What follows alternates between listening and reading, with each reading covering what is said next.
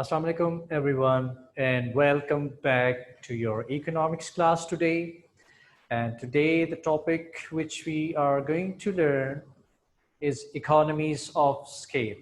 So before we start this topic today and have a little bit understanding about this is the same topic which we usually learn in business studies as well. So today we are going, if it's going to be a reinforcement of this topic and some interrelationship with some of the economic concepts which we are currently learning. So let's start with it. So before we start with the economies of scale, the only thing which comes in our mind, which the teachers have been telling us, that this topic is all about when we are producing on a large scale and you are somehow decreasing the cost. Now let's move onward. That what do we mean by the word economy? The economy is a word which is very commonly used in economics. It has two meanings, dear students. One of the meaning is something you can assume as like an area where you can produce goods and services. So you may see that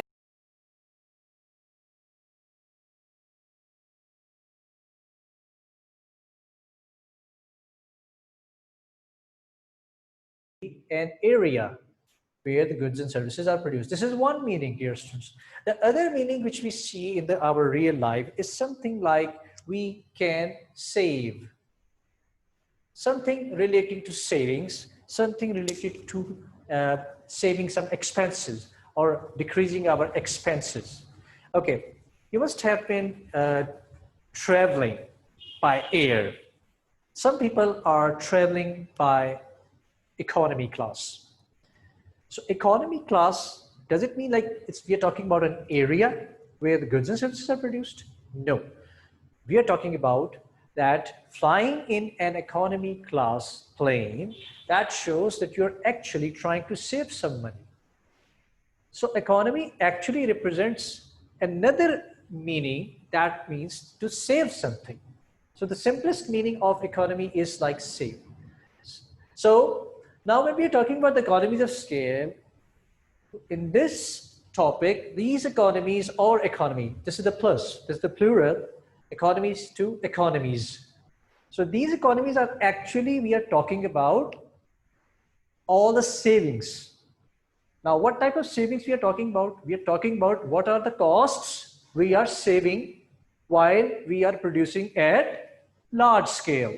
So being in a large firm, how you are actually, you're saving, that is something which actually helps you out to understand this concept. Now, after learning the concept economy, let's see that how we could start and understand. Now, economies of scale is actually, if we want to start with it, it shows that when our per unit cost is falling. So to start with this, whenever the per unit of cost falls while producing,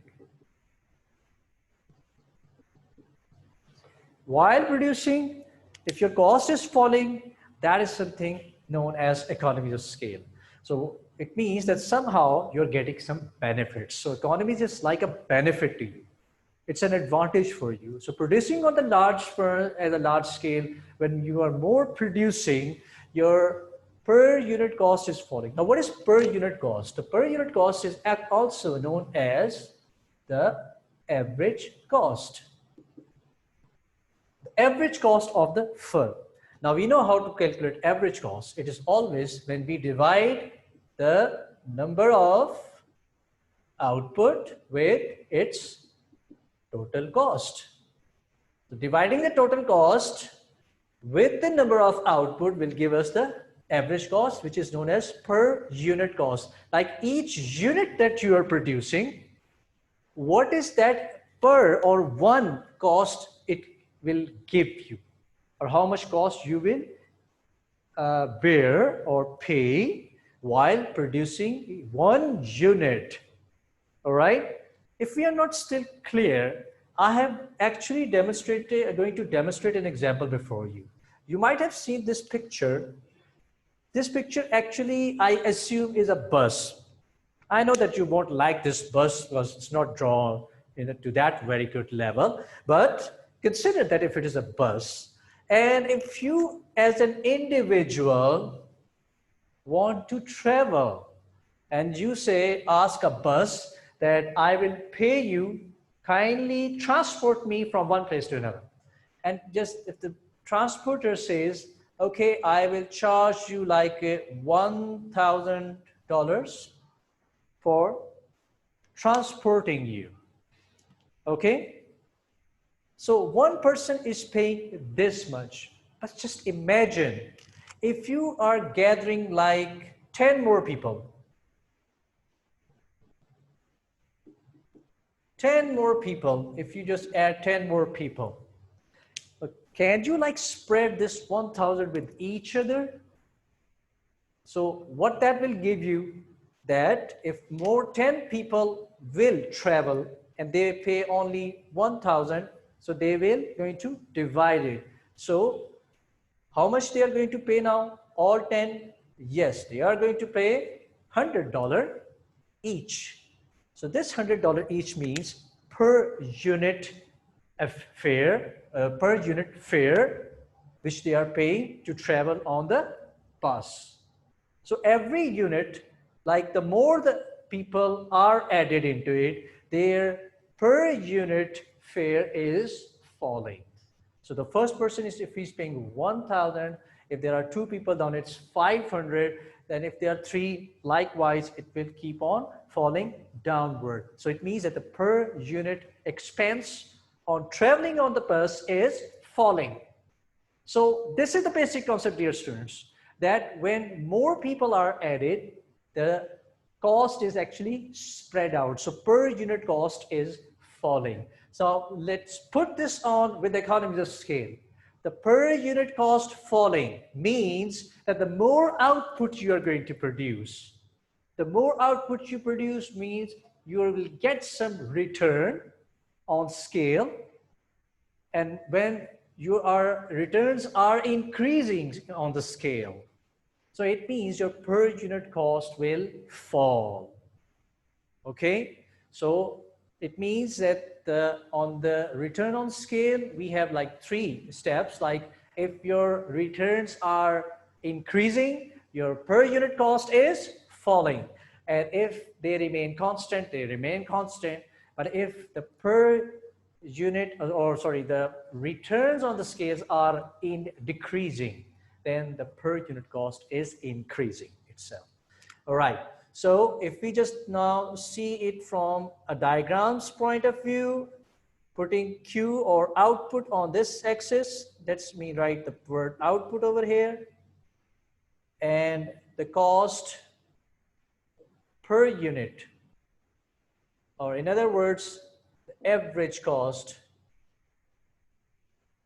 If we just put it over here, then we can definitely assume that the more output you're producing, you're going to have initially a higher cost, let's say at point A, and initially it will start falling downward to point B, let's say. So this falling in the curve is actually showing a fall in the average cost. Average cost is actually falling in this diagram. But due to the decrease in the returns of scale, this will increase upward at point C. So average cost is now increasing upward. So while it is decreasing, it is due to the economies of scale. And if it is increasing, it is definitely due to the diseconomies of scale. Which scale? It's a scale of production. Like if it is a large scale, or either we are talking about the small scale production. But at this diagram, or while discussing economies of scale, we are mainly focusing right now on the large scale production. So the large scale production says the more output you produce, the lesser amount or the cost is, per unit cost is actually falling. Okay, now if we are mostly clear about this, we are going to quickly move to our next content, and that is how the economies of scales are actually understood. Now, the economies of scale is eventually divided into both two categories. We have internal economies of scale and we have external economies of scale.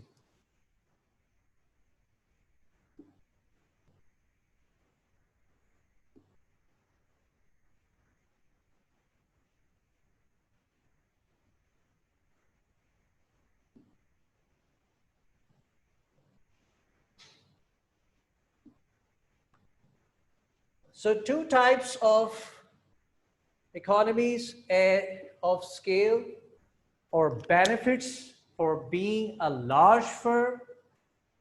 These are the two ways or types in which we can classify the benefits. We have internal economies and we have external economies. Now let's find out that how do we differentiate both of them. Now if we talk about the internal economy of scale, it is then when a firm is growing in its size.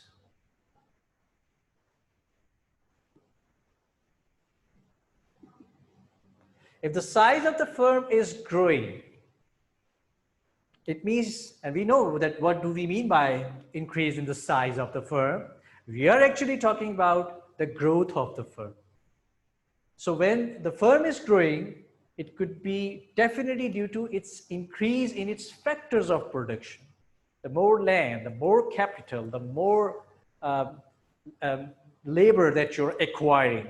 So that means that when it's growing, if there is any way that the per unit cost is going to decrease, then it means that is going to be known as internal economies of scale. So it means that is something, a benefit or economy which a firm gains while by its own decision.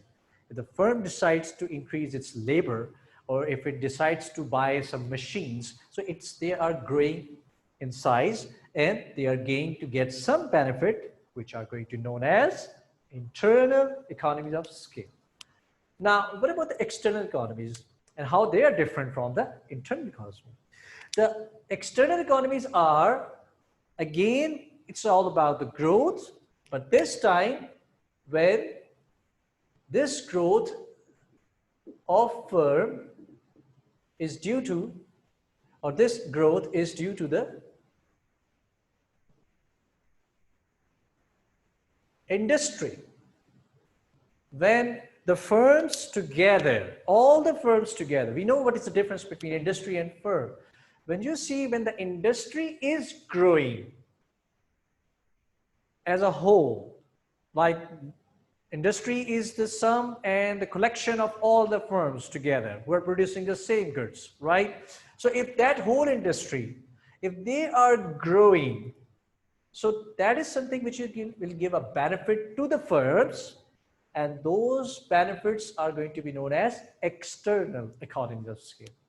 Now, if we just see into the depth of this, this thing explains that this is something within the firm, but this is when the whole industry, when it's growing, the benefits are going to be spill over on the firms, which are the part of the industry. So as an industry, when there is growth, we will see that it's going to be external economies. And when it's talking about the internal economies, we're talking about that these are the benefits or the economies which we gain while growing as a firm itself. All right, now what are the benefits? How we could describe them? So there is a list of the benefits which we could highlight on this. If we just highlight from the internal economies of scale, we can have one very basic and very famous known as the technical economies.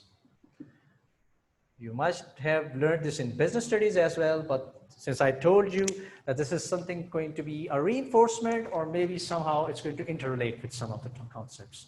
So the technical economies actually shows when you are producing at a large firm, if you're growing in size, so it means that with this growth, the technical economies are that now you can acquire more capital, you can acquire modern and automated machines, which can increase your output and decrease your per unit cost.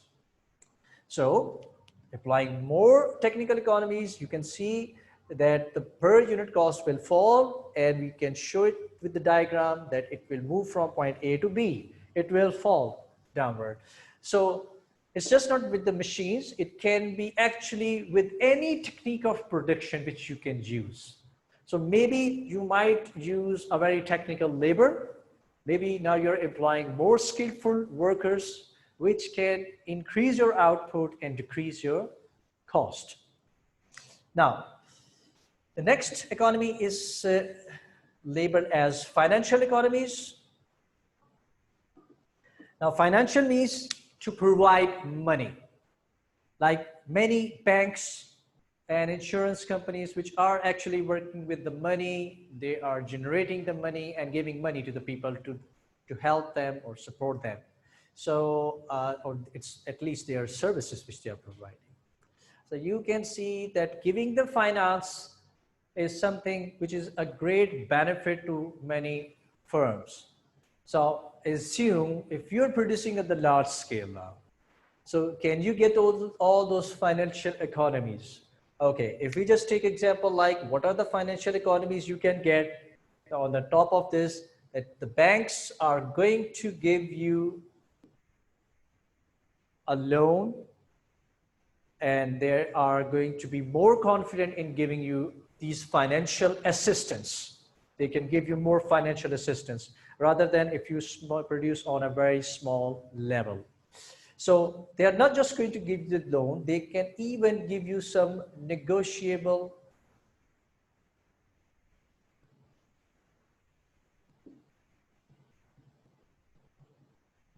interest rates. While working on the large scale, maybe they might negotiate the interest rate with you. They might assume that even if you're taking a very large amount of loan to expand a business, so for that reason, you can even negotiate your interest. Maybe in the market, the interest rate is 8%, but they might give you that we can give you 6%. So it means that again, this 6% fall or negotiated interest rates to the large firms is going to decrease your average cost. Okay, but other than the banks, there can be some more financial assistance or more finance available for you to expand. For example, you can enlist in yourself in the stock exchange. Now, what is the benefit of that? You already have known all the types of the business organization. You as a sole trader would not be able to have that financial assistance. You cannot raise that much fund or money while producing at a small scale as a sole trader or a partnership. But if you are like a public limited company, then in that case, you are actually producing as a large firm. Being at a large firm, you get this benefit that you can raise your shares in the market, and through that, you can issue the shares in the market, and through that, you can raise a lot of capital, which will help you again to produce more, which will give you more returns on the scale, and yet going to decrease the average cost. Number 3, buying economies. Buying economies, or you can say the purchasing economies. This is something when you are producing at the large scale, you can buy things on bulk. Buying in the bulk means that you might be getting some discounts. So these discounts are going to again put the pressure on the average cost, and it's going to reduce some cost for you. Okay. Next in the line is the marketing economies. I'm just separating this for you. The marketing economies is something when you are getting some benefits in selling your product. In business studies, you are almost familiar, maybe you will be familiar, that there are 4 Ps, popular concept, which tells that how you promote and how you place your products and how you price it. So marketing is something which you get the benefit while producing in the large firm. Let's take an example. For example, like if you want to sell your garments, or maybe there's a garment factory, a very famous brand name like Gul Ahmed. Now you can see the Gul Ahmed has its outlets around the nation. Now, if they just give one advertisement on the television that this is their product and these are their offers as a sale or something else. So with that very small amount of advertisement or marketing, your all outlets are actually introduced or pursued in selling your products. So again, with these marketing economies, producing at the large scale, your average cost is going to go downward. Managerial economies. Now, managerial is something, a job of a manager is to bring you the best output. They try to be more efficient and bring more efficiency in your work. Being in the large firms, definitely you can hire various managers who are the experts to look after the work on your behalf. Like if there is like a very big firm, like a textile firm, and you might find a production manager over there, you can hire somebody to like an accounts manager or finance manager who will be looking after your financial issues, somebody to like sell your product like a sales manager, somebody is purchasing for you like a purchasing manager. So various managerial force or task team can be appointed when we are producing on the large scale. So again, this is going to give you the more per unit output or returns on the scale, and yet they are going to reduce your average cost. Last but not the least is the risk bearing economies. Risk bearing. Risk bear means, first of all, we need to know what risk we are talking about. We are talking about taking risk in the business. Taking risk in the business means that you are taking certain decisions which are little different. Like for example, if one firm who was producing something different and now they want to diversify their production. So if that diversification gives them some benefits, then that is going to be increasing their returns on the scale. But if they face loss, they don't need to be worried since their running business is going to support or compensate their losses. For example, like if I just give you example like Chen1. Now Chen1 is like basic specialized in producing garments and textile goods. But have you seen that they have also introduced the furniture and some home decorations? So that is their diversification. Now that's totally different, like from cotton to the wood, like from textile to the furniture. So this is totally different. But just to suppose they're now getting, this was a risk for the firm. But now you see that it was again very successful. Making furniture was again a successful story for them. So what happened? That risk actually is going to give some benefits, which are known as risk-bearing economies. Why we are calling it bearing? That if they face loss, in that case, they are going to bear the risk. The risk is not going to suffer and it's not going to increase the cost. Rather, it is going to help them to maintain their cost. So these are some of the internal economies of scale, dear students. Now, if we just quickly move to the external economies. So let's see how the internal or external economies exist. Now, let's recall once again, what were the external economies? These were the economies and benefits which were actually gained when the industry is growing. For example, if there was one big textile firm, but now there are many textile firms. They're like 10, 15, or 20 textile. Together, they are one industry, right? One textile industry. And it can not only be the textile firms, but it can anybody who is related to them. Maybe somebody is providing some accessories to them. Maybe somebody is providing the raw material to them. Maybe who's like selling them for them. They are all part of them, which is related directly and indirectly to that particular product. So the very first external economy is when you are producing at the large scale at the firm, the industry or somebody else from your firm, outside from your firm, is going to give you some benefits, which is again going to reduce your average cost. Let's see how it's possible. The number one is on the top is information. Just imagine if you want to sell your goods.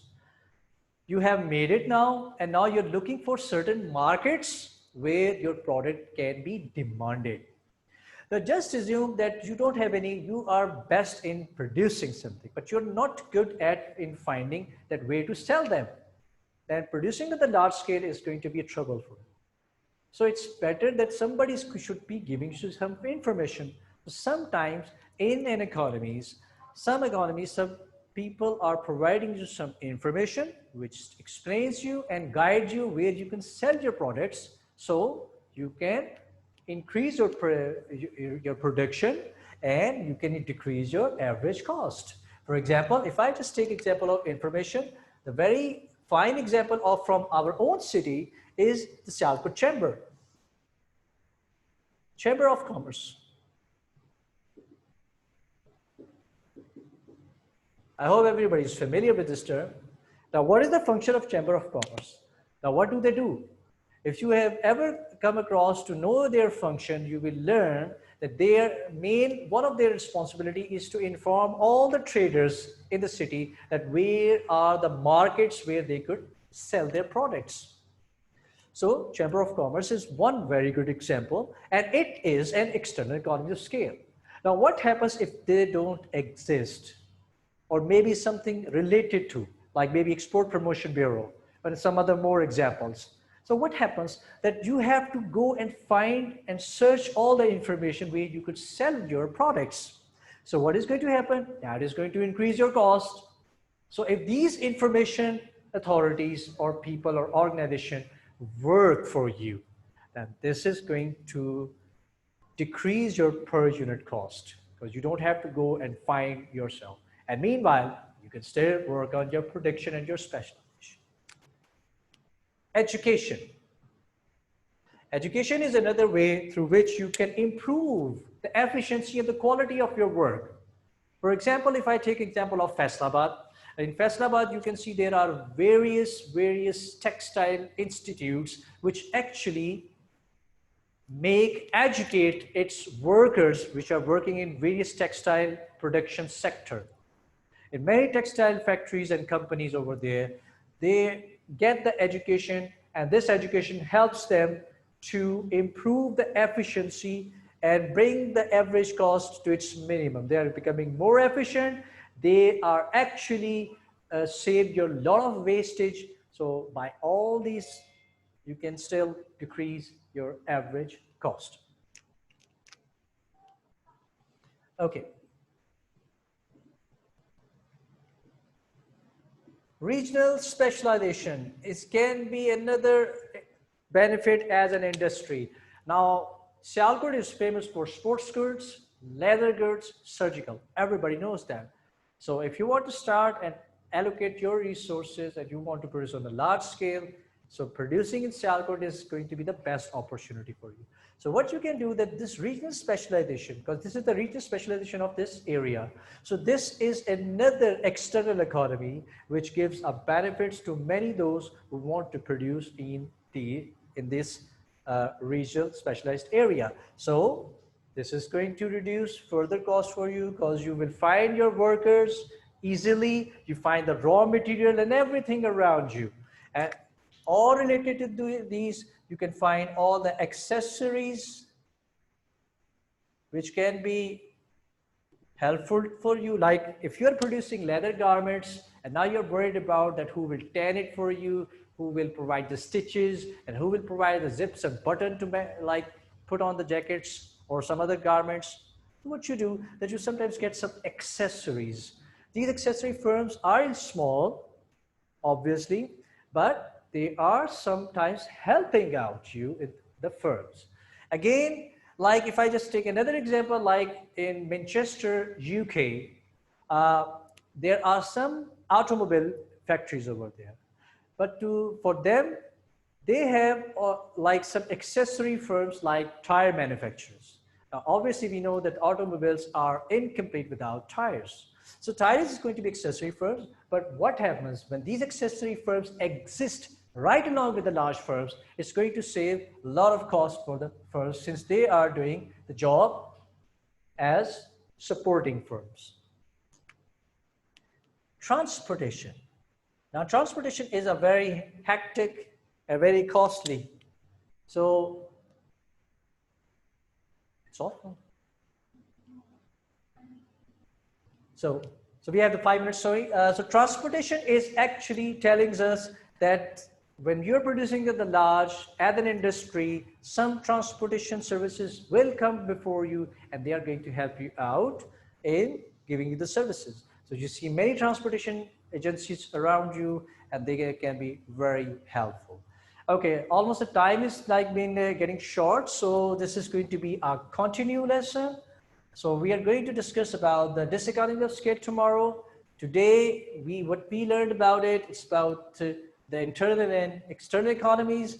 Here are some of the lists which you can see before you. With these, you can assume that we are producing at the large scale, then certain benefits will be given to a firm as its own self in the shape of internal economies, or if the industry is growing, they will also get certain benefits of it. All right, so I'll see you tomorrow with our remaining part of this topic that is going to be diseconomies.